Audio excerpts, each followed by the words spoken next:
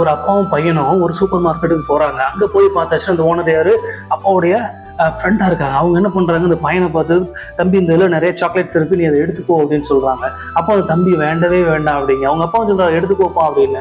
இல்ல இல்ல வேண்டாம் அங்கிள் அப்படின்னு சொல்றான். அப்போ இரு நான் எடுத்து கொடுக்கேன் அப்படின்னு சொல்லிட்டு அந்த ஓனர் என்ன பண்ணாரு, எடுத்து கை நிறைய எடுத்து சாக்லேட் கொடுத்தாரு. அப்போ உங்க அப்பா கேட்டாரு, எப்பா இது உன்னை எடுத்துக்கிற சொல்லும்போது நீ எடுத்துக்க வேண்டாமா அப்படின்னு சொல்லும்போது அவன் சொன்னா, இல்ல நான் எடுத்து என்னோட கை பாருங்க ரொம்ப சின்னதா இருக்கு, நான் எடுத்தா ஒரு சாக்லேட் எடுக்க முடியும். இப்போ பாருங்க அவங்களுடைய கை பெருசா இருக்கு பாத்தீங்களா, அப்போ அவங்க எடுத்து தரும்போது எவ்வளவு நிறைய எனக்கு கிடைச்சதுன்னு சொன்னா. அதே மாதிரி தாவீது இது வேத வசனத்தை என்ன சொல்லியிருக்காருன்னு பார்ப்போமா? சங்கீதம் 25:7. கர்த்தாவே உம்முடைய தயவின் நிமித்தம் என்னை உம்மது கிருபையின்படியே நினைத்தருளும். ஆமென். அவருடைய இரக்கம், அவருடைய கிருபை பார்த்தீங்கன்னா மிக பெரியது. ஆமென்.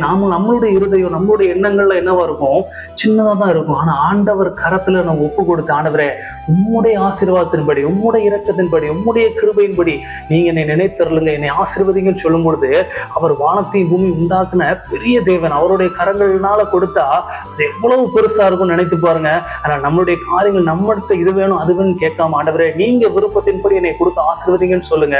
கர்த்தர் பெரிய காரியங்களுடைய வாழ்க்கையில செய்வார். ஆமென். God bless you.